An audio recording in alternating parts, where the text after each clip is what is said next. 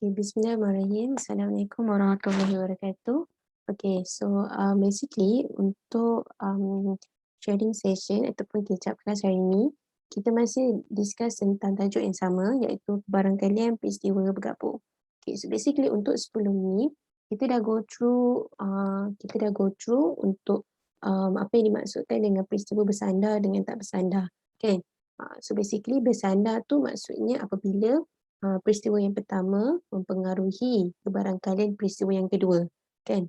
Okay, so maksud peristiwa tidak bersandar tu bila apa pun yang berlaku pada peristiwa yang pertama tidak mempengaruhi peristiwa yang kedua.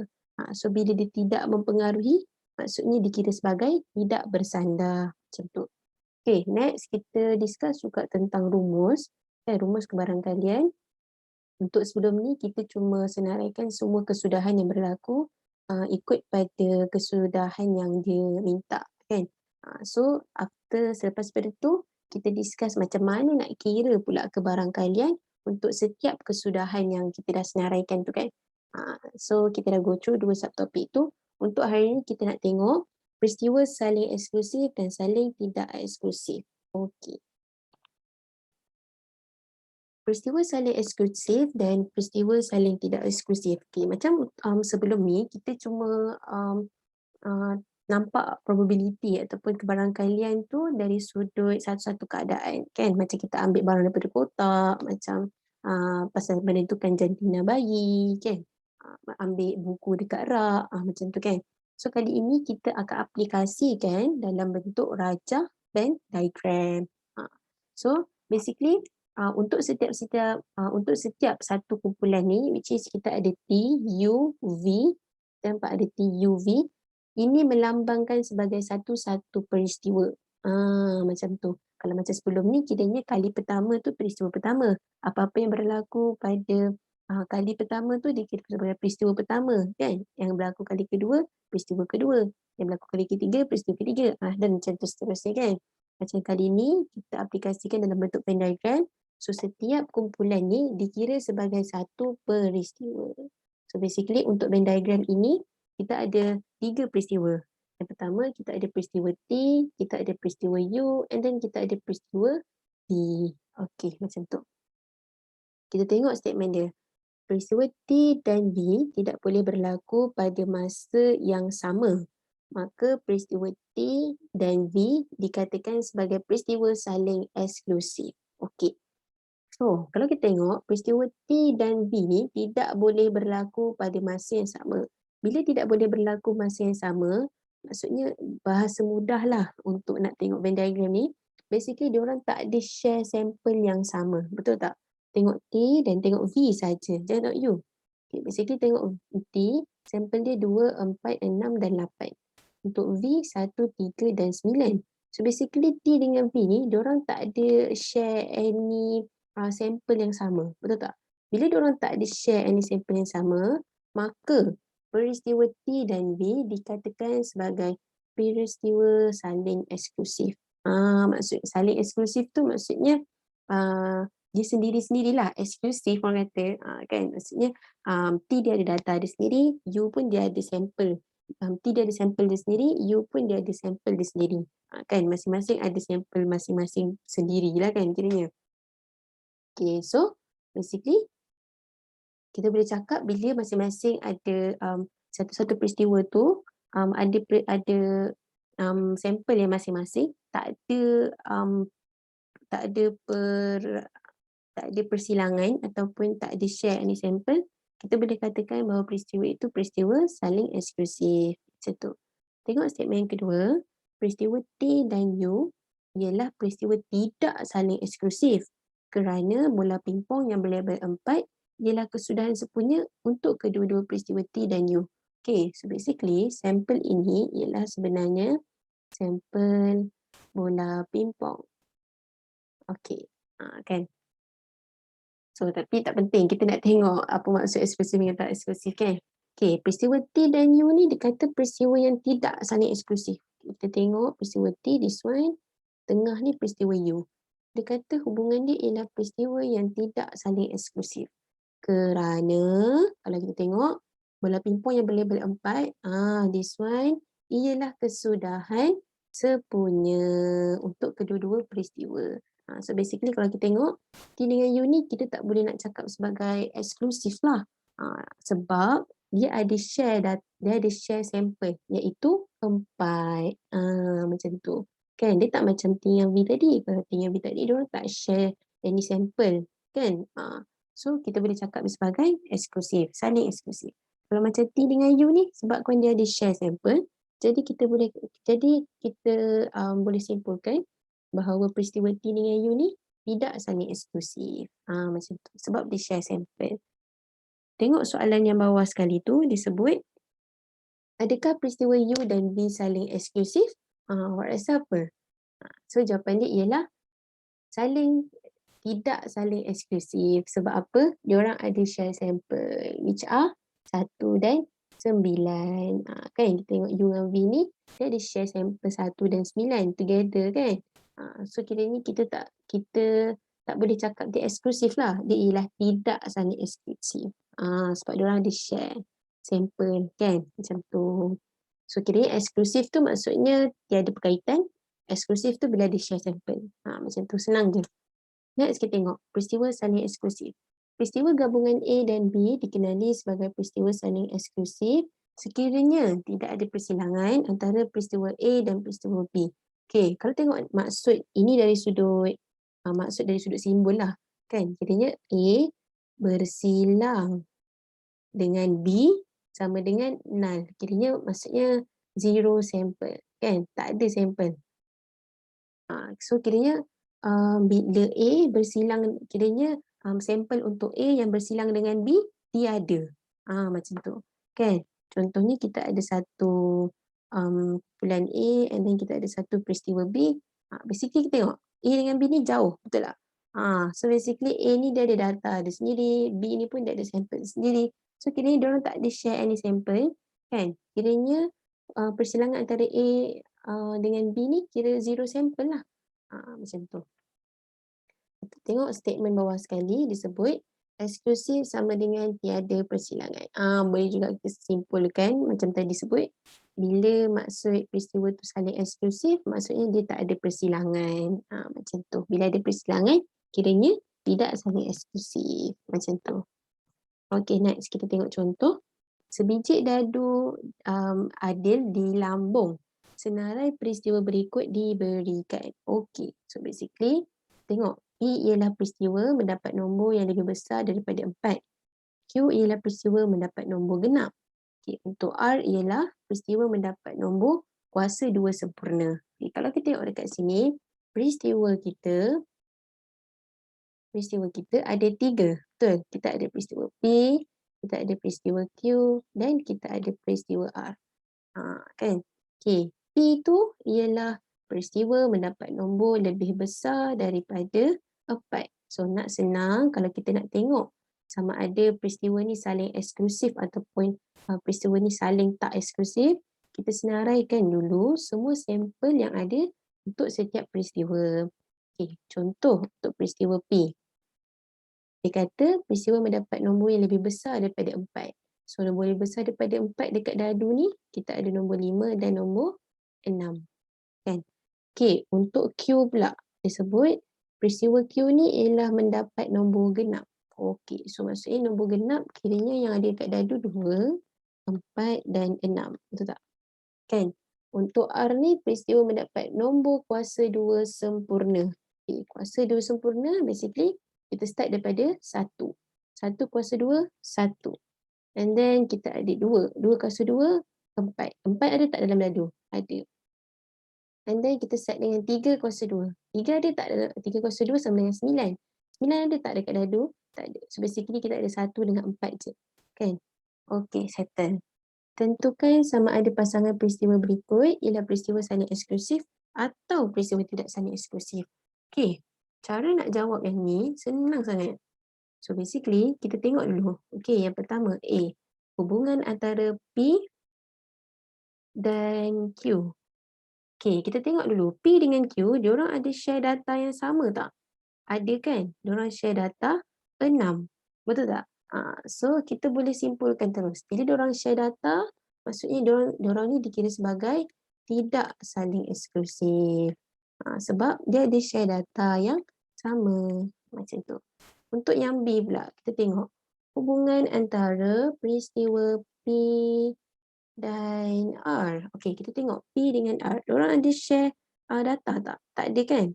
P 5, 6. Yang R 1, 4. So basically bila diorang tak share sampel, tak ada share data yang sama, kita boleh cakap diorang sebagai peristiwa saling eksklusif. Macam tu. Bila awak senaraikan, awak senang nampak. Kita tengok yang C. Hubungan antara Q dan R. Okey, kita tengok Q dengan R. Okay, kalau kita tengok kat sini, diorang ada share data yang sama tak untuk Q dengan R? Ada, 4. Betul tak? Kan, dekat Q ada 4, dekat R ni pun ada 4. Bila bila ada share data yang sama, maksudnya diorang berlaku persilangan, kan? So, bila berlaku persilangan, maksudnya diorang tu kira tidak saling eksklusif. Macam tu. So, bila awak senaraikan semua sampel data untuk setiap peristiwa, baru kita akan nampak. Next, kita tengok. Contoh, sebiji telur dipilih secara rawak daripada ladang penternakan. Kita tengok. K ialah peristiwa telur yang dipilih retak. L ialah peristiwa telur yang dipilih grade A. M ialah peristiwa telur yang dipilih untuk grade C. Tentukan sama ada peristiwa berikut ialah peristiwa saling eksklusif atau peristiwa yang tidak saling eksklusif. Kalau dekat sini awak akan fikir logik. Contohlah, L ni peristiwa telur yang dipilih untuk grade A. Betul tak? So basically, L ni kira peristiwa untuk grade L ni kira peristiwa untuk grade A. Kan? And then M ni ialah peristiwa telur yang dipilih untuk grade C. So, kita boleh cakap yang dua-dua ni saling tak eksklusif sebab apa? Saling eksklusif sebab apa? Sebab basically A dengan C lain lah. Tak mungkinlah A dekat masuk dalam C ataupun C masuk dalam A kan. Kiranya A lah. Dan C lah. Kan? Betul tak? So, kita boleh simpulkan kat sini grade C. And then kita tengok yang K. K ialah peristiwa telur yang dipilih retak. Bila maksud retak, kiranya logik tak dekat dalam grade A ada retak? Logik, betul. Dekat grade C pun logik je kalau ada retak. Betul tak? So, kiranya peristiwa K tu diduduk dekat tengah-tengah sini. So, kat sini peristiwa K. Macam tu. So, baru kita tentukan sama ada peristiwa berikut ialah peristiwa saling eksklusif atau tidak saling eksklusif. So kita tengok yang pertama, contoh yang A, hubungan antara peristiwa K dan L. Tengok K dengan L. Diorang ada share sampel yang sama tak? Ada kan dekat tengah-tengah ni? Betul tak? So bila diorang ada share, kiranya tidak saling eksklusif. Macam tu. Untuk yang B, kita tengok hubungan antara peristiwa K dan M. Kita tengok K dengan M ada share sampel yang sama tak? Ada kan dekat sini. Diorang berlaku pertindihan. Maksudnya ada share sampel yang sama. So kiranya kita boleh cakap mereka tidak saling eksklusif juga. Macam tu. Kita tengok yang C pula. Yang C, hubungan antara L dan M. Kita tengok L dekat sini. M dekat sini. Jauh, betul tak? Diorang tak ada share sampel yang sama kan? Lagipun logik tadi waktu kita nak lukis Venn diagram ni, kita cakap A lah, C lah. Mana mungkin satu telur tu dia ada grade A dan C, betul tak? Bila satu telur tu grade A je lah. Satu telur tu grade C je lah. Kan? So basically, bila grade A lain, C pun dia ada size dia lain kan untuk jadi C, A pun dia ada size dia lain untuk jadi A. So basically kita boleh cakap hubungan antara peristiwa L dan M tu kiranya saling eksklusif. Sebabnya diorang ada eksklusif. Sebab diorang kiranya macam ada saiz tersendiri. Tak mungkin satu telur tu share dua saiz. Betul tak? Macam tu. So senang je. Macam untuk sebelum ni kalau perasan kita sebelum ni tulis sampel kan untuk dadu. So basically kalau awak dapat soalan yang berbentuk peristiwa macam ni, kita kena lukis Venn diagram. Kalau nak senang nampak lah kan, bila awak lukis Venn diagram, setiap peristiwa L tu kat mana, K tu kat mana, M tu kat mana, baru awak boleh nampak, oh diorang ni ada persilangan ke tak ada persilangan. Kalau ada persilangan, tak saling eksklusif. Kalau ada persilangan, kiranya tak saling eksklusif. Kalau tak ada persilangan, kiranya saling eksklusif. Kan, baru awak boleh decide. Okay, next kita tengok rumus kebarangkalian.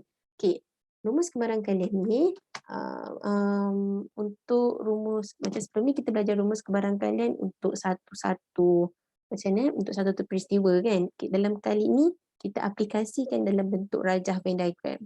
Okay, kita tengok. Peristiwa A dan B ialah peristiwa tidak saling eksklusif. Okay, let's say kalau peristiwa A dengan B tu peristiwa yang tidak saling eksklusif, kita tengok formula dia P union B ataupun atau B lah kan. This one kesemua ni ialah peristiwa A kesemua ni tambah dengan semua peristiwa B and then kita tolak dengan persilangan kan. Okay, kalau nak senang nampak benda ni sebenarnya, let's say kita tengok yang pertama. Peristiwa A ni ialah semua ni, betul tak? Okay, semua ni peristiwa A. And then kita tambahkan dengan peristiwa B. Okay, peristiwa B pun semua ni. Kalau awak perasan, A dengan B ni kita double 2 kali. Kan? Sebab tadi A semuanya dekat sini and then B pun dekat sini juga. So kita double 2 kali. So tolak dengan A yang bersilang dengan B. So kita buang sekali shaded tadi. So kita dapatlah shaded untuk A yang belah kiri ni. Lepas tu sekali dekat belah tengah ni. And then yang belah kanan ni untuk sample set daripada kumpulan B. Macam tu. So dapatlah union untuk A dan B. Macam tu. A union B. So, peristiwa A dan B ialah peristiwa saling eksklusif. Okay, ni let's say kalau keadaan peristiwa A dengan B tu saling eksklusif. Basically, diorang tak share data yang sama kan. Okay, kita tengok. PAUB, A dengan B ialah PA tambah PB. So, PA, this one, tambah dengan PB. Kan, tolak P bersilang, A yang bersilang dengan B. Kalau tengok kat sini, A dengan B ni ada persilangan ke? Tak ada persilangan, betul tak? So kira PA dengan B ni kira 0. So sebenarnya formula dia P A yang bersilang dengan B sama. Kita adapt balik daripada formula peristiwa tidak saling eksklusif tadi. Tapi dalam kes ni, bila dia saling eksklusif, A yang bersilang dengan B tu 0. Betul tak? So basically dia tak ada sebenarnya.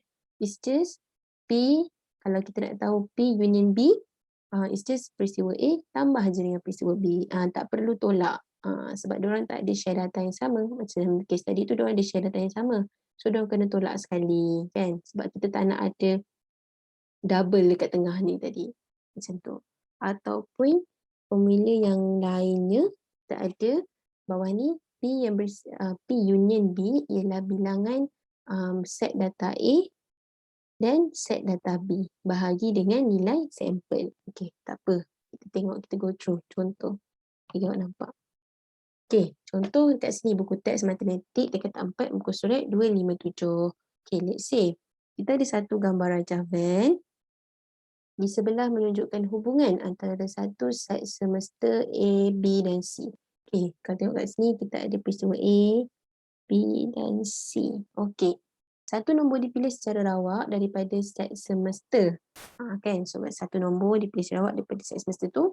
Tentu sahkan rumus penambahan kebarangkalian bagi setiap peristiwa bergabung berikut. Okey, kalau kita tengok yang A disebut apa? Mendapat satu nombor genap atau nombor gandaan 5.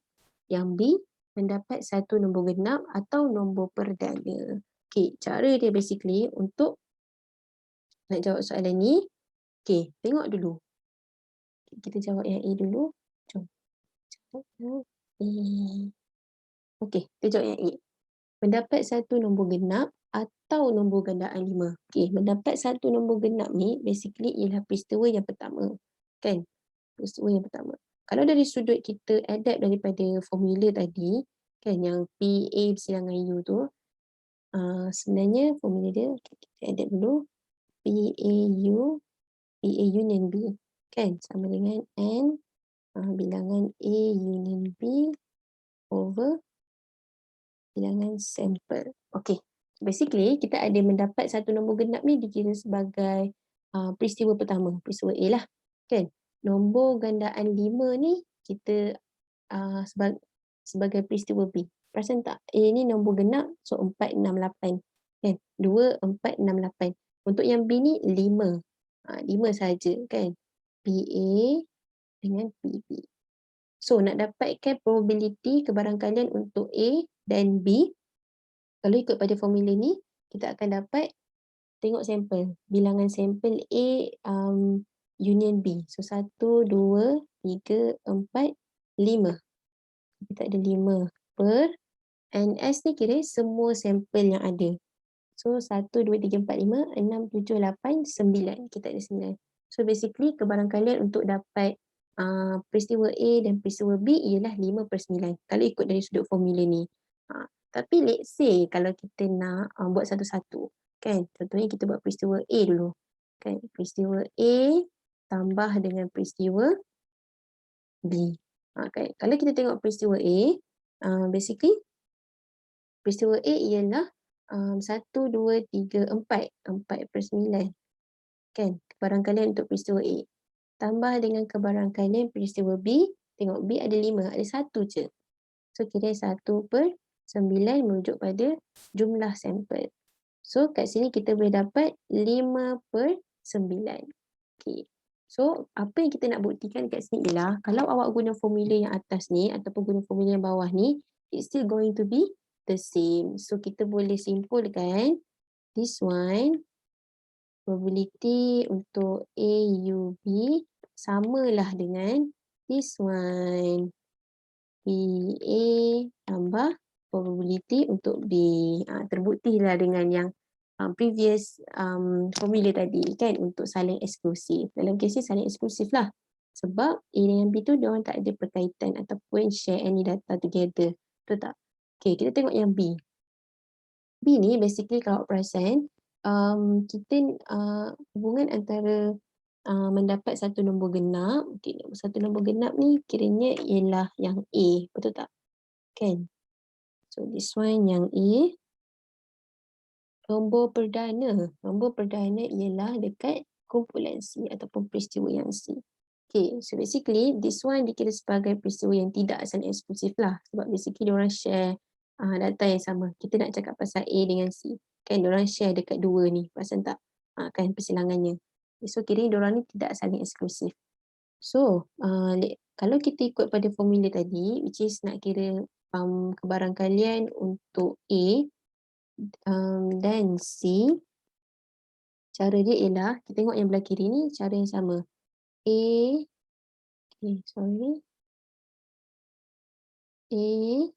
bersilang dengan C over N sampel, total sampel. So tengok A yang bersilang dengan C berapa banyak? 1, 2, this one 1, 2, 3, 4, 5, 6, 7. Ni bukan bersilang, sorry. Ini dan, kiranya A dan C. So kira kita totalkan semua bilangan data untuk A dan C. 6, 4, 8, 2, 5, 7, 3. So kiranya kita ada berapa sampel? 7. Over NS ni kira total sampel dalam satu kotak ni, dalam satu Venn diagram. Ada 9. So 7/9. Let's say kalau kita nak kira dari sudut satu lagi formula, which is PA tambah PC tolak dengan PA bersilang C, kan? Let's say kalau kita nak pakai formula ni. So basically kita tengok PA, probability untuk dapat A 4, 6, 8, 2. Ada 4, betul? Kiranya 4/9 tambah dengan probability dapat sampel C. C tengok 3, 7, 5, 4. Tambah 4/9. Ada 4 juga data. And then kita tolak dengan persilangan, probability persilangan untuk A dan C. Kalau tengok kat sini, A dan C ni, tengah ni ada 1 je kan. So basically tolak 1/9. 9 ni sebab total semualah. So 4 tambah 4, 8. 4 tambah 4, 8. 8 tolak 1, 7/9. So kita boleh simpulkan dekat sini untuk kes tidak saling eksklusif, probability untuk mendapat A, U dan C samalah dengan probability A tambah dengan probability C tolak dengan probability A bersilang dengan C. Macam tu. Kan? Sebab kalau awak kira cara ni, awak dapat 7/9. Dan bila awak kira cara ni pun, kita akan dapat nilai 7/9. So, kita boleh simpulkan bahawa this one sama dengan this one. The same juga untuk yang ni. Bila kita kira cara ni, dapat 5/9. Kira cara ni pun dapat 5/9. So, kita boleh simpulkan this one sama dengan this one. Bezanya untuk yang A tu, sebab dia tidak dia saling eksklusif. Kalau yang macam B ni, dia tidak saling eksklusif. Macam tu. Okay. Kita tengok contoh yang nombor 8. Okay. 8 keping kad berlabel dengan nombor 4, 5, 6, 7, 8, 9, 10 dan 11. Okey, diletakkan ke dalam sebuah kotak. Sikit ada kotak, ada 8 kad. 4, 5, 6, 7, 8, 9, 10, 11. Macam tu. Sekeping kad dipilih secara rawak daripada kotak itu. Okey, so kita tengok. A ialah peristiwa mendapat satu nombor yang lebih besar daripada 8. Okey, kita first of all, kita senaraikan dulu. A ialah peristiwa mendapat satu nombor yang lebih besar daripada 8. Okey, so maksudnya sampel untuk A lebih besar daripada 8 kiranya 9, 10 dan 11. Betul? So 9, 10 dan 11. Sampel untuk A. Sampel untuk peristiwa A. And then B ialah peristiwa mendapat satu nombor perdana. Okey, so kiranya B ialah peristiwa dapat satu nombor perdana. Okay, so basically sambung untuk yang B tu nombor perdana. Betul? So nombor perdana dalam kes ni kita ada 5 dan 7. And then 11. So sampel kita 5, 7 dan 11. Macam tu. Untuk yang peristiwa yang C pula, kalau kita tengok, peristiwa mendapat satu nombor genap. Satu nombor genap kiranya 4, 6, 8 dan 10. So 4, 6, 8 dan 10. Okey, macam tu. Okay, next. Tentu sahkan rumus penambahan kebarangkalian. Okay, basically rumus kebarangkalian yang tadilah yang kita dah buat kan. Bagi setiap peristiwa bergabung berikut dengan menyenaraikan semua kesudahan yang mungkin. So basically tengok contoh yang pertama, kita ada hubungan untuk A atau B. So basically A atau B.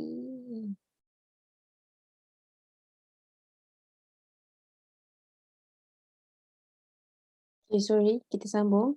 Okay, so basically tengok yang A tu, dia nak minta probability untuk A atau B. Kan, so basically first kita tengok dulu. Probability untuk A dengan B ni, adakah diorang saling eksklusif ataupun tidak eksklusif. Diorang ni kira diorang share kan. Bila diorang share, maksudnya diorang ni tidak saling eksklusif. So, formula dia sama macam tadi, PA tambah probability yang B. Kita kena tolak dengan probability A yang bersilang dengan B. So, bila kita buat probability untuk A, apa? 3/8. 3 ni sebab ada 3 nilai sampel, 8 sebab ada 8 nombor. 1, 2, 3.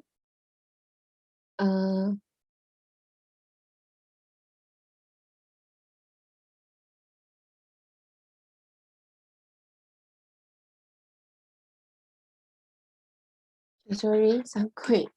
Okay, sorry sangat. Okay, so basically kita sambung. Untuk probability A tadi ialah 3/8. 8 ni refer kepada total sampel. Tengok kat sini, 4, 5, 6, 7, 8, 9, 10, 11. Ada 8 nombor. Kan? Tambah dengan probability untuk peristiwa yang B. Kebarangkalian peristiwa B, 1, 2, 3. Okay, 3/8 juga. Tolak dengan P yang bersilang dengan B. Okay, kita tengok. P yang bersilang dengan B, ada berapa sampel? Ada satu kan, iaitu 11. Kan? Bila dia share satu sampel je, kiranya P yang bersilang dengan B ialah 1. over 8. So bila kita buat, kita akan dapat jawapan dia ialah 5/8. Macam tu. And then kita buat lagi satu lagi formula. Kalau kita nak cari P A union B, kan? Probability A dan probability B. Kalau kita tengok kat sini A dan B, kita akan kira apa? Nilai sampel data kan tadi. N untuk A dan B bahagi dengan N sampel. So A dengan B, kita tengok berapa data. 9, 10, 11, 5 dan 7. So basically ada 5 data. Betul? Sebab 11 ni kita tak kira double lah. Kan? Kiranya basically kita kira data untuk A dan B. A dan B kiranya ada 5 data je lah sebenarnya. Kan? So kira 5/8. So nampak? Sebenarnya formula ini sama juga dengan formula ini. Macam tu. So untuk yang B, dia minta hubungan antara PA, hubungan antara kebarangkalian A ataupun C, kan? So basically cara yang sama, PA tambah PB tolak PA yang bersilang dengan C. So tengok, sorry, this one is C. Okay, so tengok probability untuk dapat A. 9, 10, 11. So kira 3/8. Tambah probability untuk dapat C. 4, 6, 8, 10. So ada 4/8. Kan ada 4 data. Tolak P yang A yang bersilang dengan C. Kita tengok A dengan C ni ada bersilang apa-apa nombor tak? Nombor 10 sahaja. Betul? So kiranya 1/8. And then bila kita total up kan, kita akan dapat nilai 6/8. Kan? Okay. Next kita tengok untuk kalau kita pakai cara formula yang ni. Tengok PA untuk union C sama dengan bilangan A yang bilangan A union C over total bilangan sampel. So tengok untuk A union C, kira A 9, 10, 11 ada 3. 4, 5, 6, 7. Okey. So kalau kita tak kira sebagai 7 sebab apa? Diorang ada share sampel yang sama kan? Iaitu 10. So kiranya 6 je lah. So 6 per total nombor semua ada 8. Kalau tengok dua-dua ni pun akan dapat nilai yang sama. Macam tu. So basically the same juga kita akan buat untuk probability B atau C. Okay, awak cuba try buat untuk tu dan kita akan menentusahkan rumus tu. Basically kita dapat result sama tak? Basically katakanlah kalau awak dapat result sama, this one contohnya 5/8, this one pun 5/8. So kita boleh cakap bahawa formula ini sama dengan formula ini. Itu maksud dia tentusahkan rumus tu. Bila awak dapat nilai sama, so kita boleh buat kesimpulan formula ini sama dengan formula bawah ni. And then untuk yang B ni pula sama je. Kalau awak dapat 6/8 buat cara ini, and then awak buat cara ni pun awak akan dapat 6/8 juga. So basically sebenarnya formula ini sama dengan formula ini. Kan? So basically tentusahkan rumus ni dia nak proving lah sebenarnya. Dia nak buktikan betul ke kan formula yang kita buat tadi tu betul ke. So kita kira satu-satu, kita buat satu, kita asingkan kan kedua-dua formula tu, buat formula ni satu, kira pakai cara ni, and then kita buat lagi sekali pakai cara ni, dapat tak result sama. Kalau sama, then baru kita boleh kata dua-dua tu samalah kiranya. Macam tu. So itu sahaja untuk sharing session kali ni. So insyaAllah nanti kita akan sambung dengan bawah tajuk yang sama sikit lagi. So awak try cuba buat latihan untuk pemahaman yang lebih mendalam. So bye, Assalamualaikum.